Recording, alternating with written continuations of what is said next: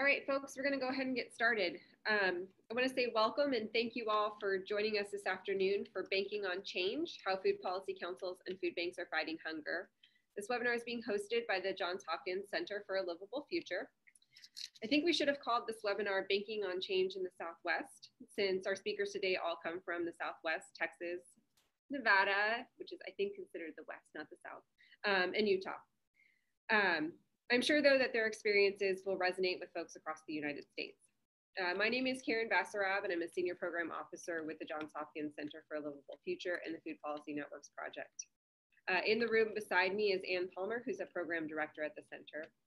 We're delighted to have with us this afternoon Gina Cornia with Utahns Against Hunger, Micheline Hynes from Tarrant Area Food Bank, and Cherie Jamason from Food Bank of Northern Nevada. Before we begin our conversation today, I want to start by going briefly over the software that we're using. We're using a platform called Zoom. All of you are muted. If you have a question, you can raise your hand and we can unmute you if you'd like to be able to ask your question out loud to the speakers. You also have the option to type in your questions in a Q&A box or in the chat box. Both of those can be found on a little toolbar.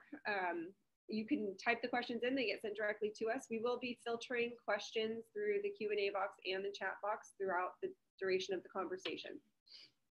If you have any issues with sound or issues with viewing the presenters, please send us a message through the chat box and we'll try to help you troubleshoot some of the technical issues.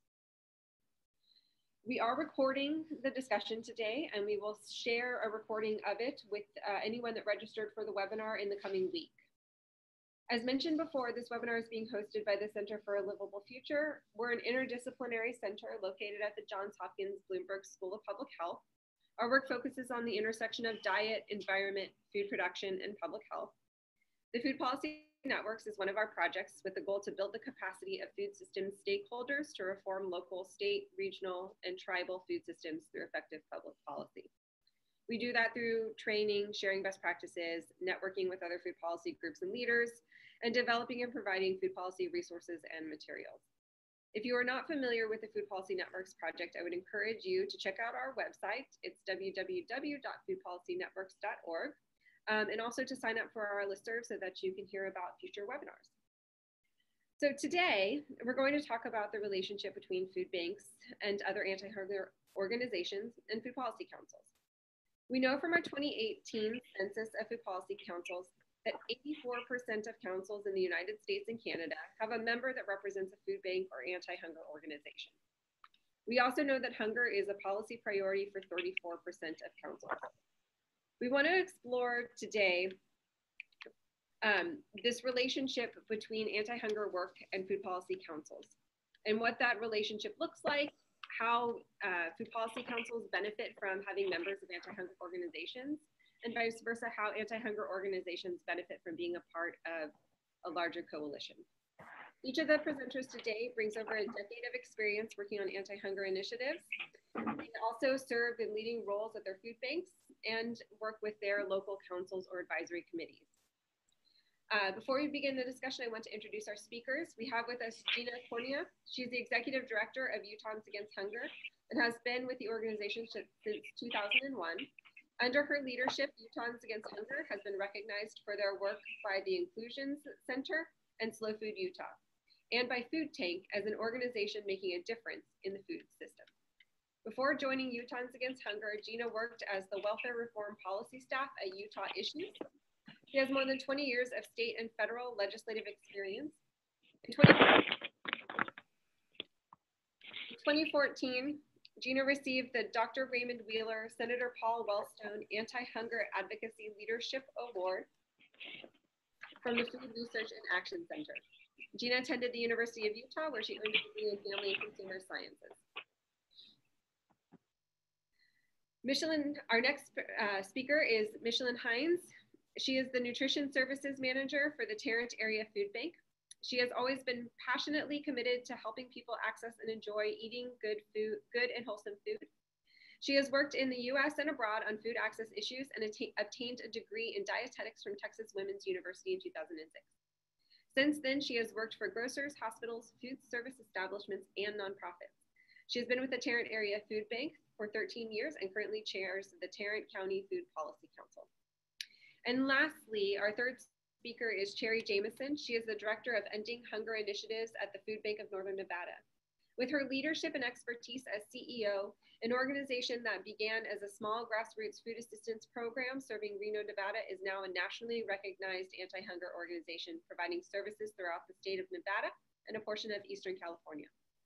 Mrs. Jamason participated in the creation of Nevada's first state food security plan in 2012 and has been a driving force behind Bridges to a Thriving Nevada, which takes on poverty, one of hunger's most damaging food root causes. Ms. Jamason was recognized as a distinguished Nevadan by the University of Nevada in 2010 and has received the Dick Goebel Public Service Award from Feeding America for outstanding commitment to ending hunger in her community and across the country. Ms. Jamason retired from her role as CEO in 2017 and has remained with the food bank in a part-time position to focus on collaborative partnerships which address the root causes of hunger. So thank you all again for joining us. Thank you for being willing to share your experiences with us this afternoon as well.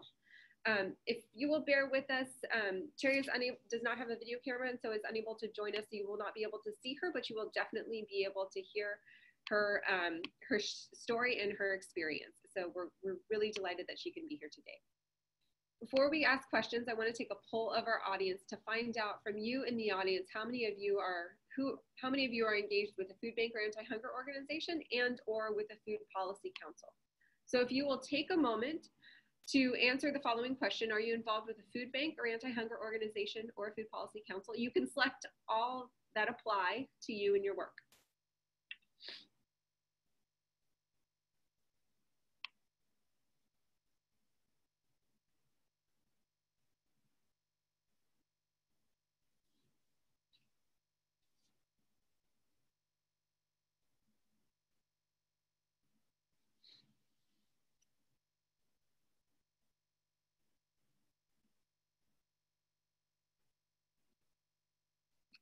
All right. 2 more seconds. Okay. So, looks like we've got a nice distribution. About a third work for an anti-hunger organization. Another third are members of food policy councils. Some attend food policy council meetings. Some are just volunteers with anti-hunger organizations. And then there's some of you that are not engaged in either and are here to learn. Well, welcome. We thank you for joining us. So to start, so would each of you please take a moment and tell us briefly about your organization that you work for? What is your mission and what approach does your organization take to addressing hunger? And I'll start with Micheline. Thank you. So I'm with Tarrant Area Food Bank. Our mission is empowering communities to eliminate hunger by providing food, education, and resources through innovation and collaboration. We serve 13 counties in our region. It's Texas is a big state, so 13 counties is actually bigger than some other states in the Northeast. We provide over 515,000 meals per week. Of the food that we distribute, 40% is fruits and vegetables, and 33% of that is fresh produce. We have 270 partner agencies in our network, and we have a mix of urban, rural, and suburban communities that we serve. What I do here at the food bank, and the reason why I'm involved in the Food Policy Council, my team oversees our SNAP Ed grant and the implementation of that. So we do a number of different initiatives to provide nutrition education and obesity prevention through cooking and gardening classes, as well as policy systems and environmental public approaches to addressing problems in the community and public health. Did I get you what you were looking for that question? You did. Great.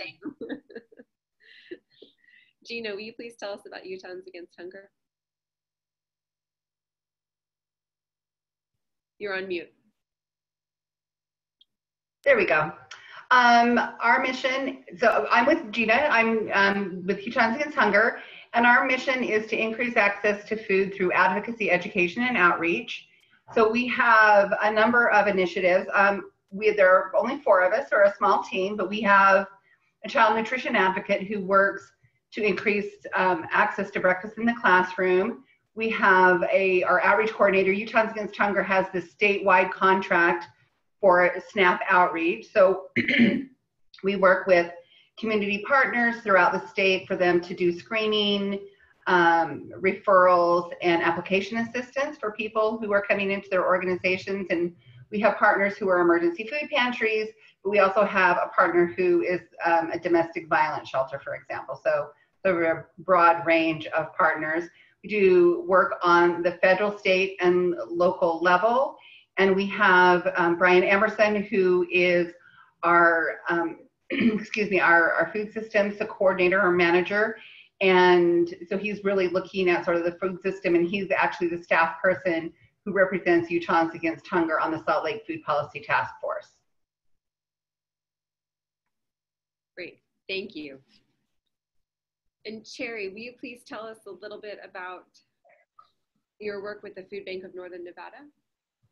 Absolutely. Hi. Our mission was recently redone 2 or 3 years ago to emphasize that it's a two-pronged approach.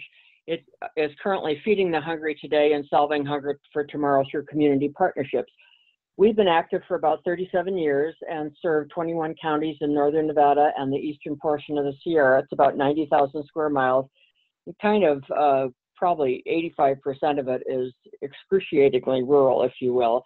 When I first came, there were more cows than people in the northern part of the state, although that has indeed changed. In terms of the first half of our mission, we distribute about 17 million pounds of food annually, about 40% fresh produce, and about 65% of that is distributed in the urban areas. We conduct all of the programs that many food banks operate, and I think probably the one that we are most noted for nationally is our SNAP outreach program, which we began really before the recession, kind of an early adopter of that approach, and that is now part of the, Feeding America's overall strategic plan. I think advocacy has been an important part of our work since the early to mid 90s. Our state policy work began in the early 90s, and probably the most, I think, some of the key issues with our state has been, the work we've done with our state has been improving the process of SNAP access and participation. We've gone from 47% participation to in the low 80s, and obviously that is partly because of the recession, but also because of the changes that they've employed in their process, their eligibility process. So we're really proud of that work that we've done with them. And I think probably the most amazing thing we had to do nationally was affecting language in the Farm Bill, probably 2 Farm Bills ago with Senator Reid, that allowed Nevada to delegate SNAP interviews to our food bank and one other trusted partner in Southern Nevada. And I think a lot of the work that we've done with the state has been due to the size of our state and the amazing access we have to our state administrators and legislators and even the governor. And that's been a huge part of any success we've had. More recent initiatives and the work that we're doing include, on the second half of the mission, partnerships with other organizations that affect the social determinants of health. So does that work? That's great, thank you. Okay, yeah.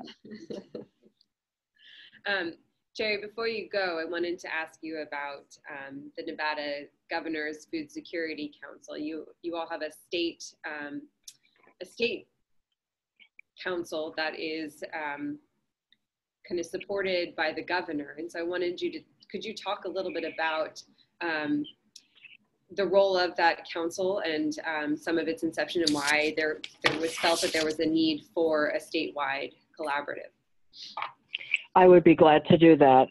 We have had for decades been in, closely in communication with the head of the Department of Health and Human Services in Nevada, advocating for a more intensive role, if you will, by the state in improving participation in the federal nutrition programs. The opportunity came to pass in 2011, 2012, after Secretary of Agriculture Vilsack really, I think, gave a pretty vocal commentary to the Governors Association meetings about the abysmal participation rate in many of the states in SNAP. And our governor came home fired up about that. And it just was kind of a time when the stars came together. We had just presented kind of a state of hunger in Nevada to the Department of Health and Human Services. And the leader at that time was tasked by the governor in terms of getting some motion around the federal nutrition program. So a state plan opportunity, creation of a state plan was convened, and out of that came the Governor's Council on Food Insecurity. And we had the first state plan. It was just revised and upgraded in the last probably year and a half or so. And it's been a while. We've been kind of a while getting our act together, trying to figure out what we are doing, but we have had some legislative success and have really brought some focus in Nevada to hunger and food insecurity by including, as part of that council, the heads of the various state agencies that are in charge of administering the federal nutrition programs.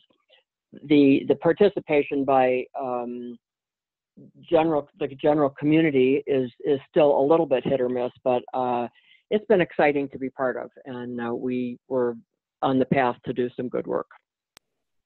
Thank you. Yes. I'm going to turn to Gina now, because Utah just recently in 2017 passed a bill to create the Local Food Advisory Council. Can you talk about kind of the inception of that council and why there was a need to form this state group? You're on mute.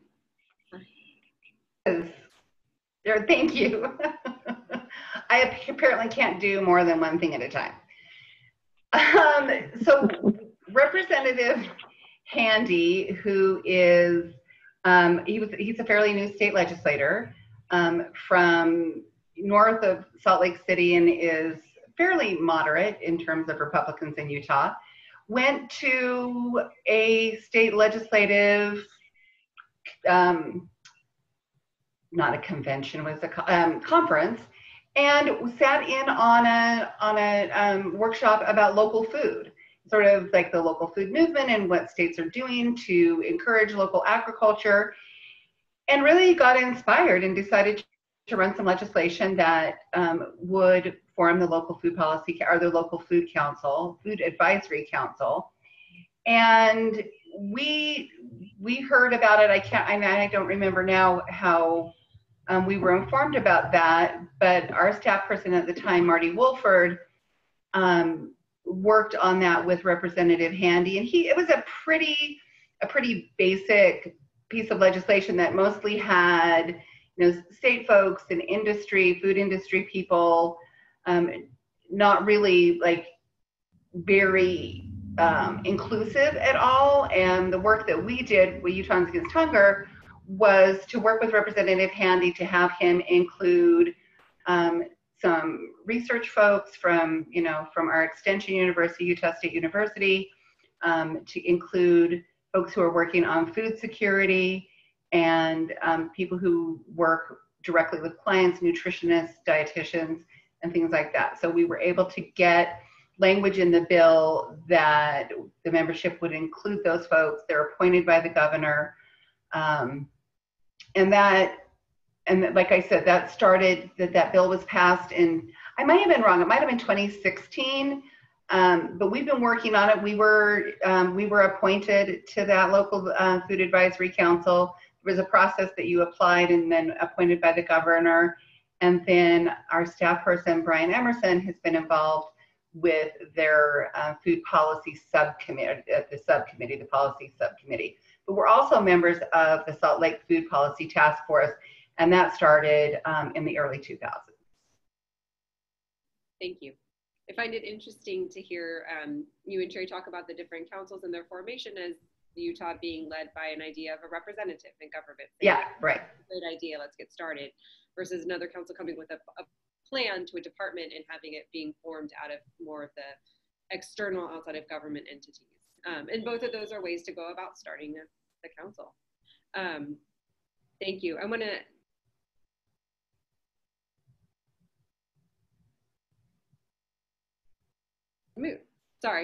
move to a local level and ask Micheline kind of about the Tarrant Area Food Policy Council and how that council came about and what was the need for forming this collaborative at a local level. Wonderful, thank you. So our Food Policy Council really started around 2010, 2011. We had a group come together. I wasn't involved at that point, but it did happen in partnership with my organization, Tarrant Area Food Bank. It was Tarrant Area Food Bank, Meals on Wheels, Tarrant County Public Health, UNT Health Science Center, and some representatives from TCU and UT Arlington. And they came together because there was a grant opportunity that looked at the food environment. And one of the things that was necessary to apply for this grant was that you would either have or form a food policy council. So what ended up happening is we got the Food Policy Council and we didn't end up pursuing the grant. We decided that the council was still valuable, and so we took it from there. And after a little bit more discussion on what area, the scope of a food policy council can be pretty broad, from sustainability and environmental stewardship, to human food issues. We centered around food access as our main objective as a food policy council. Now, I will say that in addressing food access issues, we take a systems approach, and we do look at, I would say 50% of our initiatives are sustainability related as well, because we're taking that systems approach to address the issues.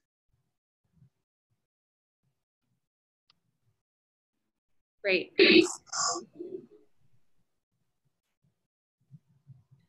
So I'm gonna keep hopping around you guys.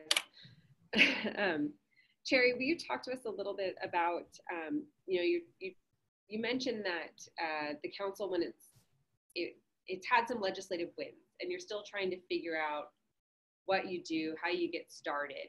You guys have been going since 2012. So my question is kind of, how do you balance keeping members engaged, having momentum, having legislative successes, and yet still muddling through this process of figuring out what it is you guys are what you're gonna do?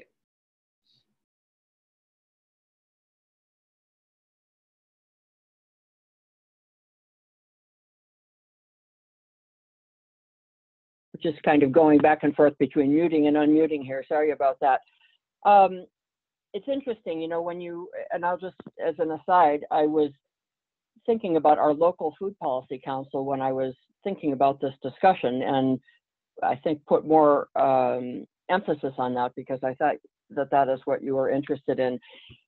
The Governor's Council, I think, struggled a little bit in the beginning because there were so many people on the council who really were not sure why they were there. It was a diverse group that was specifically appointed. So there was representation from industry and from local nonprofit organizations and the various state agencies and so forth. And we, without kind of a more comprehensive orientation, those who were not involved in the anti-hunger business, if you will, were not really sure of their role. And to be quite frank, I think the people that were employed by the state were leading our administrative departments were not really quite sure of their role either, and I'm not sure how comfortable they were speaking. So as mentioned, it took us a couple of years to get our feet under us. I think today it's a little bit different in that as people come on the council, this is the Governor's Council on Food Insecurity. As people come on the council, they are oriented to the background of hunger in Nevada and what we're doing, and so what role they could play, what role their perspective has in adding to the discussion, if you will. Our leadership originally was the First Lady of Nevada, Kathleen Sandoval, and currently is the head of state Department of Welfare and Supportive Services, Steve Fisher, and he has added, his leadership has added, I think, a good opportunity for open discussion where that wasn't really, we were just getting used to the open meeting law and so forth before. So, and what that meant. I think today we realize that we have a certain degree of influence to add because of the expertise that more of the council members have with regards to food insecurity and the administration of food, of the various food programs, and we feel more confident in making recommendations to the governor. And that's still, and it's through the Department of Health and Human Services. So it's still, we're still feeling our way a little bit, but I think that we're more confident in our ability to influence policy than we were in the very beginning. I don't know if that is helpful to you, and if it is not exactly answering the question you asked, if you would like to clarify further, I'll be glad to address that. No, I think that's very helpful. I think it's okay. It's good to know that you all entered into this in different backgrounds and spaces, and there is a knowledge building and kind of a capacity building and an understanding that happens. But along the way, you've had some successes too. Yes, there's a learning curve for sure. Yep. Gina, you all are starting from a different place. Your groups are coming together, kind of trying to figure out, what does this local food advisory council do together? There's not a plan in place for you all. So how does this group and this council kind of make decisions about what to move forward? Are you actively working on kind of legislative recommendations? So I guess I want to make clear that Utahns Against Hunger is doing this work in two different policy spaces. One is the Salt Lake Food Policy Task Force that has been in place since 2009. We have a longer history and some accomplishments that have been, I think, instrumental in informing the work that we're doing with the Local Food Advisory Council. And the Local Food Advisory Council is much broader. Well, it's not broader, I'm sorry. It is less focused on anti-hunger work, and it really is local food focused. And so they're looking at a whole variety of issues, and like waste and the policy work that we've been doing though, like for example, this state legislative session, the food policy, or I was prepared to talk about the Salt Lake Food Policy Task Force. So I'm sort of thinking out loud. And so if you want to go and talk about the process for making decisions with the Salt Lake Food Policy Council too, that would be helpful to hear also. Okay, but the Local Food Advisory Council, there is a policy subcommittee, and we have staff who is involved in the policy in that committee. And one of the recommendations was some funding for Double Up Food Bucks, to expand that to brick and mortar. Right now, there are 25 farmers markets that are involved in that. And Utahns Against Hunger was instrumental in, we got the Finney grant and started Double Up Food Bucks in Utah in 2015. That has since been taken over by the Utah Department of Health. And I mean, it really needed to expand, and there was some interest from the Department of Health to make it more comprehensive and to start a fruit and veggie prescription program. A lot of work around how do you get local agricultural products and support local farmers. And so there was a recommendation for funding for a food hub. And then the third piece of that appropriations request is an incentive for schools to purchase locally grown fruits and vegetables, which fits into some of the farm to school work that we have also been involved in.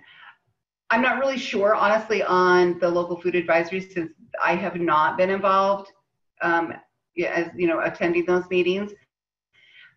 But with the Salt Lake Food Policy Task Force, it's pretty democratic. I think there's a lot of discussion about, there's sort of people brainstorm about what the priorities are, and it really is sort of beyond anti-hunger work.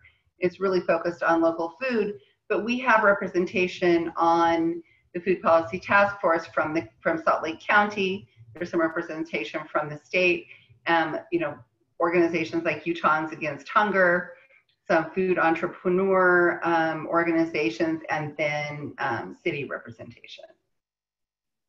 Thank you. What do you think in terms of, and I'm going to talk about the Salt Lake Council now, but in terms of collaborative and bringing these groups together, what is the benefit of having those groups come together? Kind of how does that add to your work with Utahns Against Hunger? So I first got involved with food policy work, or in this this idea of the food system back in 2001, shortly after I started at Utahns Against Hunger. And what I really saw, and I think what has been borne out in working with the Salt Lake Food Policy Task Force, is that it gives us a different way to frame the issue of hunger. I mean, we talk about it from a social justice perspective. We talk about it from, hungry kids can't learn, and from this federal nutrition perspective. That's a lot of our policy work on both the state and the federal level. I think the opportunity in working on a really local level is that, one, it gives you the opportunity to develop relationships that you otherwise might not have. People that you can talk to about the Farm Bill that might not be stakeholders that you would normally identify. One of the first things that we did as a Food Policy Council was, when the prior Farm Bill was being reauthorized, we held a Farm Bill forum. We developed a statement of priorities based on what Seattle had done. And then we had to help, the public forum we had was well attended, and people who maybe were there because of local food or because of conservation or other titles in the Farm Bill, who might not be interested in hunger as an issue in the food system, gave us the opportunity to introduce these issues, both from a policy perspective and really from a social justice perspective, introduce them to the issue and to represent those folks in a much broader way. Great, thank you. Yeah. Micheline, would you talk to us about an initiative that you're working on in the Tarrant area that may not be directly related to the work that you do with the food bank, but still adds value to your work that you're doing with the Food Policy Council? Kind of what are you able to do with the council that you wouldn't necessarily be able to do with your food bank? Well, there's absolutely so much that we can do with the Food Policy Council that I can't do just within the scope of my job at the food bank. And ultimately, again, when you look at it from a systems perspective, everything is connected. And so, kind of to bounce off of what Gina was saying, when we support our local farmers and our local farmers do well, they have more product to donate to those in need. So while supporting local farmers through last year's local food trade show events that we did, getting farmers and chefs and restaurateurs in the same room, try to get more local food into our restaurants. At first blush, you don't think that that is a food insecurity activity, but we've worked with our farmers before, and when they are growing more, when they are earning more business, they are able to provide more food to those in need. So the imperfect food, the food that wasn't sold for whatever reason, can go to those who need it. One other project that I'm super excited about, it starts next week. One of our working groups, our food recovery working group, has a sustainability project at a nearby elementary school, and they are doing all kinds of things to address that issue. We have a landfill problem in Fort Worth, taxes. We have 5 years left on our landfill, which at this point should have 20 years left on our landfill. So we are looking to reduce how much volume is going to the landfill, and food is a huge part of that. So there's a couple things that they are doing. They started with a dumpster audit, which was really fun. I volunteered that day and sorted through trash bags, separating out organic materials, things that are truly trash, recyclables, and figuring out what was what and what we could do about it. We found that 77% of the food that of the items that we took out of the trash was organic material that could have been composted, or even better, not thrown away and given to another child who would be able to consume it at that time. So one portion of the project is they're working on a share table. And this is research that's being done by that working group leader who is a professor at Texas Christian University. So it's part of a larger research project that will eventually be published, so that we can all learn what the problem is, what the possibilities are, and how this particular go at making a difference panned out. Thank you. Mm-hmm. I have another question for you, so don't go away. Okay. We had a question from an audience member that asked, do you advocate for organic or environmental changes? And the question is around kind of how are you discussing sustainable food systems? Okay, so that comes up most in our work with our community gardens and urban agriculture working group. So they do a lot of different things. They've written curriculum, they do a lot of consulting, and they're looking to support anyone who wants to grow their own food in our community. One of the issues with Tarrant County is it's a pretty urban, suburban county. Most of our food, very little food is grown within the county. The land is too expensive.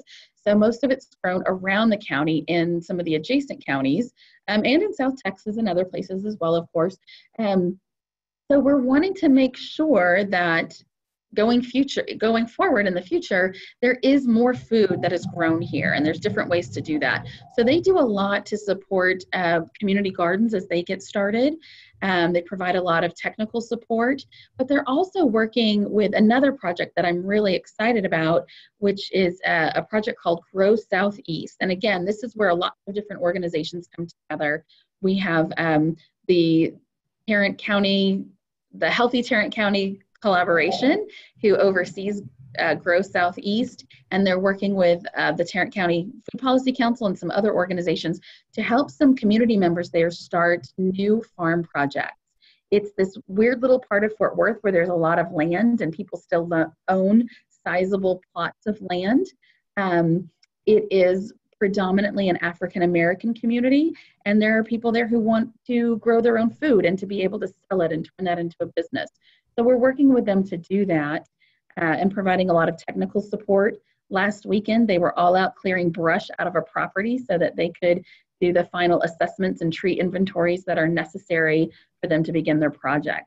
That's one of several that's happening in that part of the community. And most of those projects do focus on biointensive growing and organic growing for a lot of different reasons. One, you get a better market value if you grow organic produce. So when you're out in the field, there's a lot of good reasons to go organic. So we do support those as well.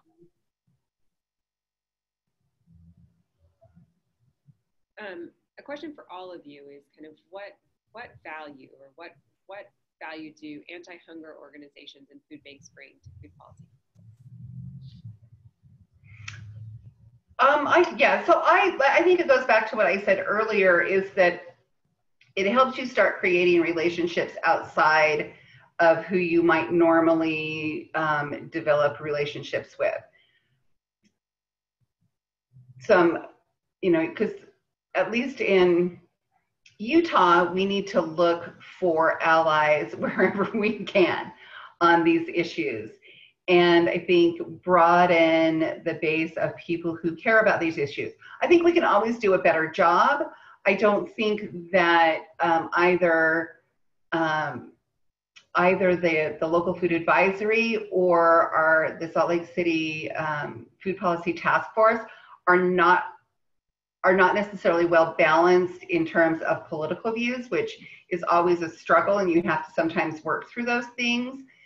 The Salt Lake Food Policy Task Force is a pretty liberal group of folk, and the local food advisory, I think, is maybe a little more balanced.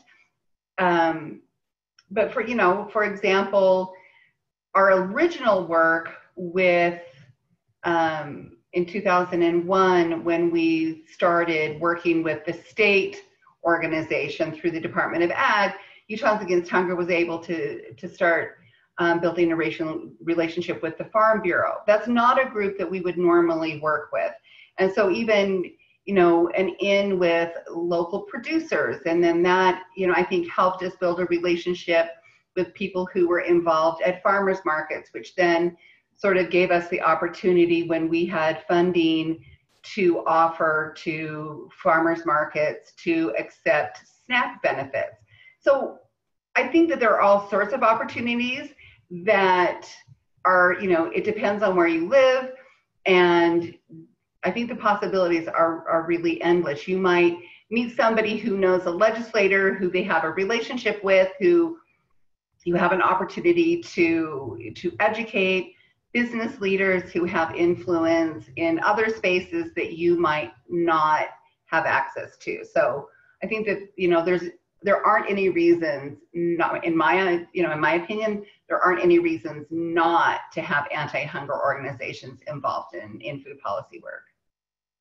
We have an advisory committee member that calls it relationship capital. Yep, absolutely. Yeah, I think that is a good way to describe it. Micheline and Cherie, do you have anything to add? Micheline, do you want to speak first? Nope, go right ahead. Okay.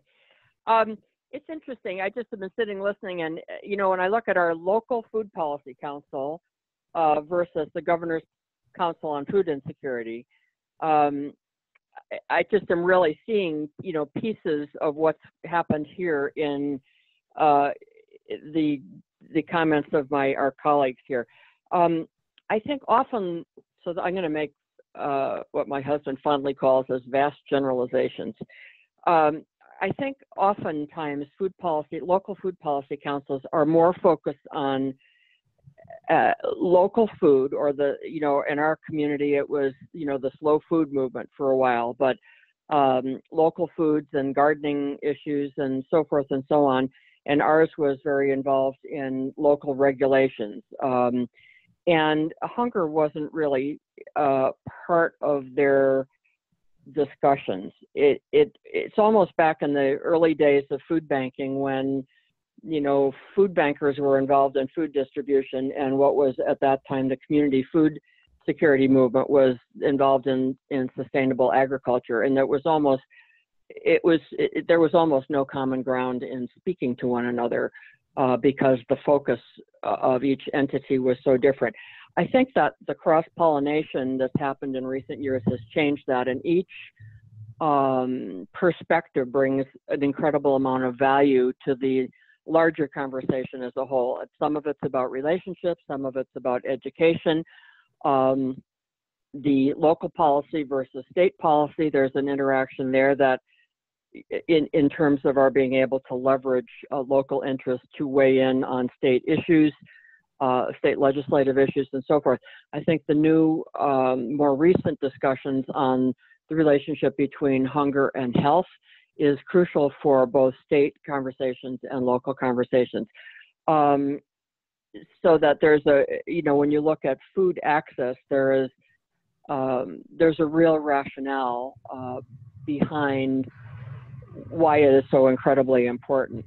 At our state Food Security Council also, we have begun working on and supporting, not necessarily working on, but educating ourselves on and supporting at the state legislature policy recommendations and bills that are focused on improving issues that relate to people in poverty. So addressing asset building by having a state IRA, for instance, opportunity for people whose companies don't have any kind of a retirement plan, working on kind of containing the tremendously negative influence of payday lenders on you know, the low-income population. A new initiative this year around food recovery and so forth. So I see more integration than there used to be 10 or 15 years ago and cross-pollination amongst, you know, between the local and the state. And as our colleague from Utah mentioned, that a new audience for discussions between local and the federal, you know, federal anti-hunger activities as well. So it's all good. And, you know, we're learning as we go, all of us. And I think understanding the perspective of all of our colleagues, rather than viewing it from our own personal perspective as anti-hunger advocates. Understanding the importance of that integration is really important, is crucial.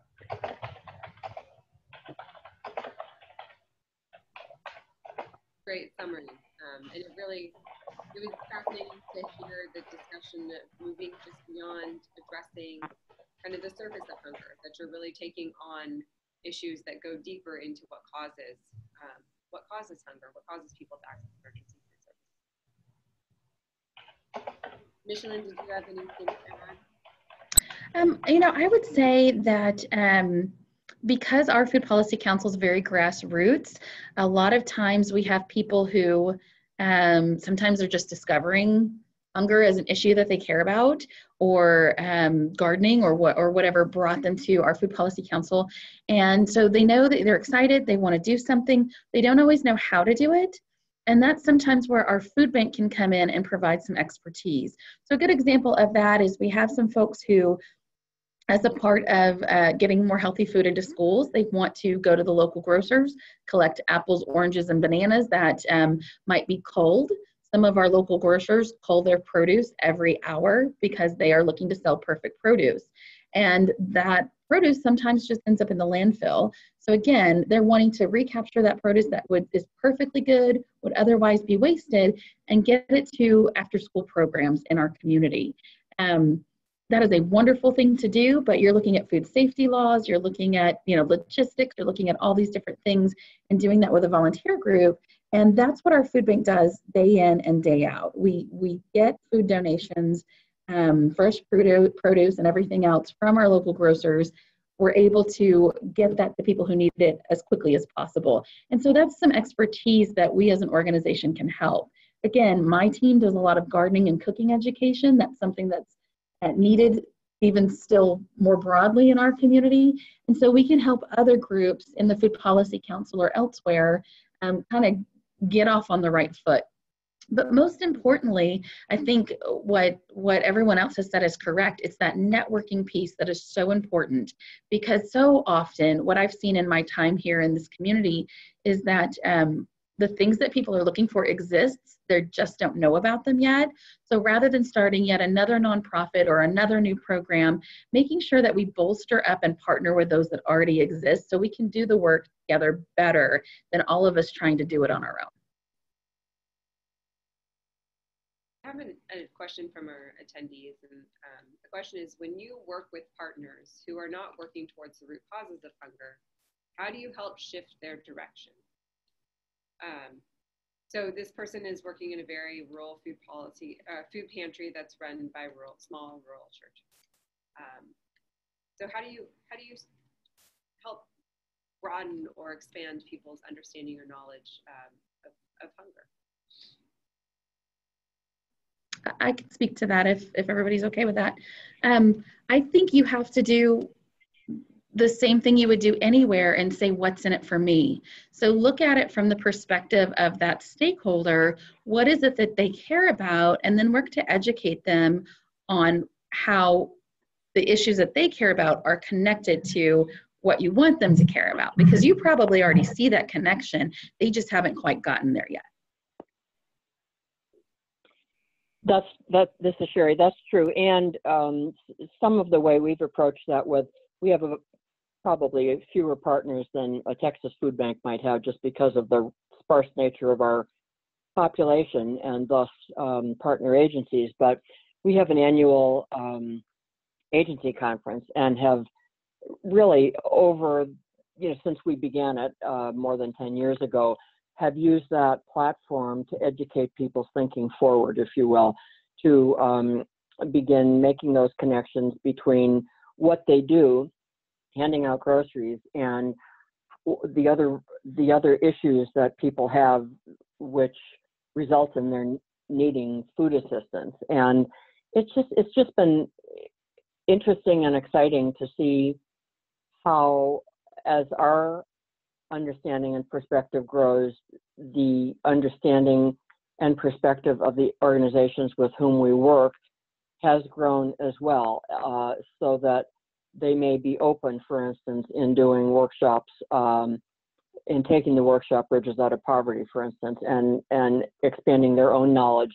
And those kinds of things change how people think when they are working in the food pantry environment. And I think, just from my own perspective, help people look beyond what they're doing in the moment to how they can help in a broader sense. And if I could just, I think those are all really good points. And since Utahns Against Hunger is not a direct service agency, we work really just on public policy, outreach, education, that you sort of have to know your audience. And there are some pantries that we know are just driven philosophically that they don't support federal nutrition programs. And so that can be a challenge. And I think that just, over time, building your credibility with community partners, helping them understand, what's in it for them, helping them understand the driving forces of hunger, the solutions to hunger can actually reduce the need for the services at their food pantries. Yes.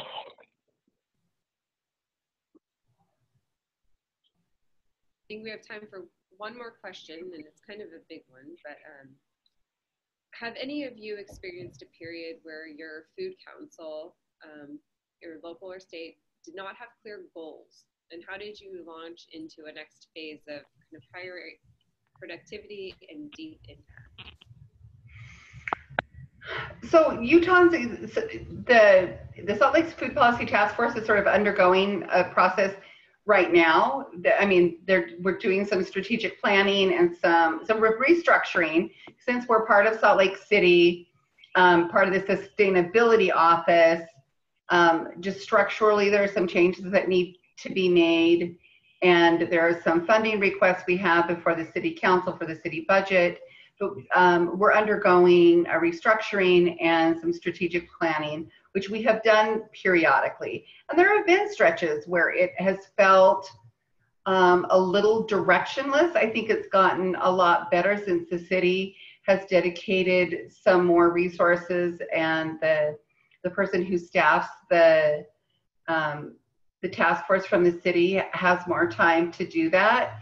And I think that is really key, is that whoever is providing the current leadership in the Task Force or Food Policy Council has the resources to be able to do that, because you're bringing such a diverse group of people together, that sort of getting them all going in the same direction can be a challenge. I think I think with just historically that has been a recurring challenge for the task force, and it takes a lot of attending to, and you have to be committed to helping keep people focused.